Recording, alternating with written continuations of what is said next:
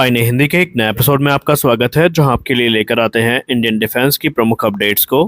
आज के अपने अपडेट की शुरुआत करने वाले हैं SU-57 को मिलने वाली एक ऐसी कैपेबिलिटी के बारे में जिसने सबको चौंका दिया है। और यकीन मानिए, इस कैपेबिलिटी के बाद SU-57 फैलन की ताकत में कई गुना ज़्यादा इजाफा हो जाएगा। बात है आर्मी 2024 एग्जीबिशन की, जिस दौरान पहली बार SU-57 फैलन में हमें S-76 और S-71 नाम के जो दो अनमैन एरियल व्हीकल है यह देखने को मिले। बात करें S-76 की, तो ये तकरीबन 1000 किलोमीटर की रेंज तक 300 किलोग्राम तक के जो पेलोड हैं उनको लेकर उड़ने में सक्षम है। और सबसे खास बात तो ये है कि जो S-71 है ये एक कॉम्बैट ड्रोन होने वाला है जो कि एयर लॉन्च होगा और इन दोनों ड्रोन्स को SU-57 फैलन से लॉन्च किया जा सकेगा। अब ये जो दोनों अनमैन एरियल व्हीकल है ये आउट ऑफ द बॉक्स काफ़ी ज़्यादा इंप्रेसिव नज़र आए हैं और रशिया इस समय इन्हें अपने ऑनगोइंग स्पेशल मिलिट्री ऑपरेशन में इस्तेमाल करने वाला है। S-71 की बात करें तो इसको लेकर के ये बताया जा रहा है कि ना सिर्फ डेडली है बल्कि सुखोई ऑफिशियल ने यह भी कह दिया है कि रशियन मिनिस्ट्री ऑफ डिफेंस ने इनके प्रोडक्शन के लिए जो हरी झंडी है ये दे दी है। सुखोई ने ऑलरेडी जो डेवलपमेंट है S-71 UAV का ये शुरू कर दिया है और आपको बता दें कि ये रशियन मिनिस्ट्री ऑफ डिफेंस के उन स्पेसिफिकेशंस के आधार पर बनाया गया है जिन्हें 2019 में ड्राफ्ट किया गया था और इसे SU-57 स्टेल्थ फाइटर में माउंट किया जाएगा। हालांकि ये ड्रोन अपने आप में भी काफ़ी पावरफुल है। ये जो ड्रोन है ये अपने इंक्रीज्ड रेंज और रिड्यूस ड्रोन क्रॉस सेक्शन के लिए जाना जाएगा। रशिया की जो रिक्वायरमेंट है उसमें स्टेल्थ को प्राथमिकता दी गई है और उन्होंने एक काफ़ी बड़ा लेसन सीख लिया है रशिया यूक्रेन युद्ध से कि जो स्टेल्थ एयरक्राफ्ट हैं ये भविष्य के वेपन सिस्टम हैं और इनको आज के मॉडर्न वॉरफेयर के जो रेडार सिस्टम है इनको इवेट करने के मकसद से बनाया गया है और ये चीज़ S-71 में काफ़ी ज़्यादा ध्यान दी गई है।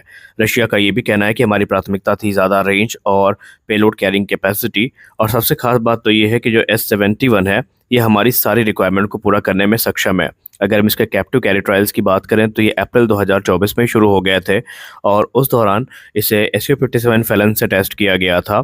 और S-71 की बात की जाए तो ये जो एयर लॉन्च UAV है इसको लेकर ये माना जाता है कि इतने सारे टेस्ट को सफलतापूर्वक पूरा कर लिया है और ये स्टेशनरी के साथ साथ जो मूविंग टारगेट्स हैं इनको आइडेंटिफाई करने और इनको डिस्ट्रॉय करने में पूरी तरीके से कैपेबल है। इसको इस प्रकार से बनाया गया है कि इसका जो स्टेल्थ है इसमें काफ़ी अच्छे से ऑप्टिमाइज़ किया गया है। इसमें हमें ट्रेपोजॉइडल फ्यूजलाज देखने को मिलते हैं जो कि हमें स्टॉर्म शैडो में भी देखने को मिल जाते हैं। इसमें आपको फोल्डिंग विंग्स देखने को मिलती हैं और इन्वर्टेड वी शेप टेल देखने को मिल जाती है। इसको पावर करने के लिए एक स्मॉल साइज्ड टर्बोफैन इंजन जो कि TRD-D50 है इसका इस्तेमाल किया गया है और ये जो इंजन है ये इस क्रूज मिसाइल को काफ़ी ज़्यादा या इस ड्रोन को काफ़ी ज़्यादा पावर दे देता है। अब अगर हम बात करें ये जो इंजन है ये रशिया की दूसरी क्रूज मिसाइल जैसे कि KH-59M और KH-101 में भी इस्तेमाल किया गया है और इंजन की सहायता से ये जो ड्रोन है ये 0.6 मैक की स्पीड को प्राप्त करने में सक्षम है और इसका जो मैक्सिमम एल्टीट्यूड है ये 8000 मीटर के आसपास हो जाता है, यानी 8 किलोमीटर का जो एल्टीट्यूड है इसको प्राप्त करने में इस इंजन की सहायता से ये ड्रोन कैपेबल होगा। अब S-71 ड्रोन की बात करें तो इसको हमें दो अलग अलग वेरिएंट देखने को मिलेंगे। पहला जो वेरिएंट होगा वो होगा S-71M और दूसरा जो वेरिएंट होगा वो S-71K कारपेट होगा, यानी S-71M मोनोक्रोम और S-71K कारपेट जो वेरिएंट है वो हमें देखने को मिलेंगे। बात करते हैं S-71K से। अब अगर हम S-71K की बात करें तो ये एक air to surface cruise missile के रोल को अदा करेगा जिससे टारगेट पे गाइड किया जाएगा और ये गाइड होने के बाद टारगेट पर जाकर उसको डिस्ट्रॉय करेगा। अब इसमें अगर हम एक्सप्लोजिव के इस्तेमाल की बात करें या वॉरहेड की बात करें तो इसमें cluster munition, high explosive warhead और शेप चार्जेस का इस्तेमाल किया जा सकता है और इसके अलावा इसमें आपको इलेक्ट्रो ऑप्टिकल और सेमी एक्टिव लेज़र होमिंग जो गाइडेंस सिस्टम है वो टारगेट एक्विजिशन के लिए देखने को मिलने वाला है। वहीं अगर हम बात करें S-71M की तो S-71M इसका एक एडवांस वेरिएंट होगा जो कि और जो एडवांस रोल हैं उनको अदा करने में काम आएगा। ये ऑटोनोमसली सर्च, डिटेक्ट और टारगेट को एंगेज करने में काम आएगा। इसमें इलेक्ट्रो ऑप्टिकल सेंसर्स दिए गए हैं और इसके अलावा इसमें जो टारगेटिंग डेटा है इसे ऑनबोर्ड ही स्टोर किया जा सकेगा, जिसके बाद अगर ऑपरेटर चाहे तो बार बार उस डेटा का इस्तेमाल भी कर सकता है और पिन पॉइंट एक्यूरेसी के साथ टारगेट्स को हिट करने में ये काफ़ी मदद करेंगे। और अगर हम एविएशन वीक की रिपोर्ट की बात माने तो जो S-71K है ये अपना जो कह सकते हैं टारगेट है उसको आइडेंटिफाई करने के बाद कहीं भी डिस्ट्रॉय कर सकता है, भी चाहे वो स्टेशनरी हो या मूविंग हो। और S-71K को लॉन्च करने के लिए इसे एयरक्राफ्ट के एक्सटर्नल माउंट पे माउंट किया जाएगा और उसके बाद एयरक्राफ्ट की सहायता से इसको एक एल्टीट्यूड पर जाकर के लॉन्च किया जाएगा।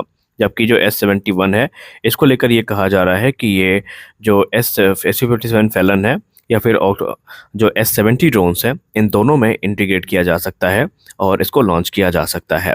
हालांकि अब यहाँ पर आपको बता दें कि सबसे खास बात तो ये है कि रशिया अपने जो SU-57 फैलन है, इनको भी काफ़ी ज़्यादा मॉडिफाई कर रहा है और बीते समय के साथ जो स्टेल्थ टेक्नोलॉजी है, इसको काफ़ी बड़ी संख्या में इनकॉर्पोरेट भी किया गया है। और डिफेंस एनालिस्ट ये मानते हैं कि इस प्रकार के घातक अनमैनेजेबल व्हीकल के इंटीग्रेशन का सीधा मतलब है कि रशियन एयरफोर्स की जो ताकत है वो लगातार बढ़ती रहेगी, क्योंकि ऑलरेडी हम सब जानते हैं कि SU-57 और S-70 जैसे जो ड्रोन्स हैं, ये काफ़ी कैपेबल है खुद में ही। और अगर हम रशियन क्लेम की बात करें तो उन्होंने तो ये साबित कर दिया है कि ये एयरक्राफ्ट कॉम्बैट प्रूवन है और इनका इस्तेमाल ऑलरेडी लाइव कॉम्बैट में हो चुका है।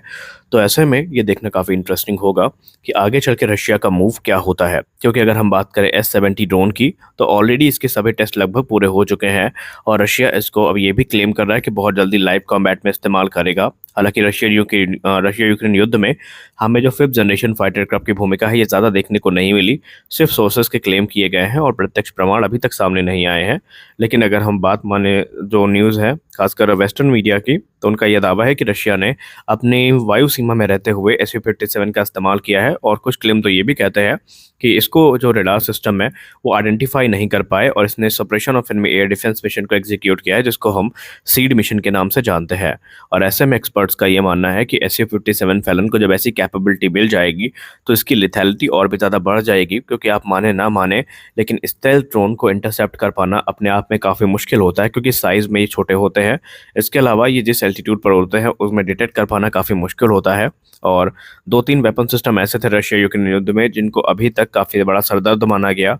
उसमें थी सुपरसोनिक क्रूज मिसाइल और इसके अलावा जो हाइपरसोनिक वेपन है। लेकिन अब ऐसे में अगर यहाँ पर स्टेल्थ ड्रोन ज्वाइन कर लेते हैं इस प्रोग्राम को, तो फिर यहाँ पर यूक्रेन के लिए मुश्किलें काफ़ी ज़्यादा बढ़ सकती हैं। अब बात करें इन ड्रोन्स की, तो जब से खबरें सामने आई हैं तो इंडिया से फिर इसको जोड़कर देखा जाने लगा है।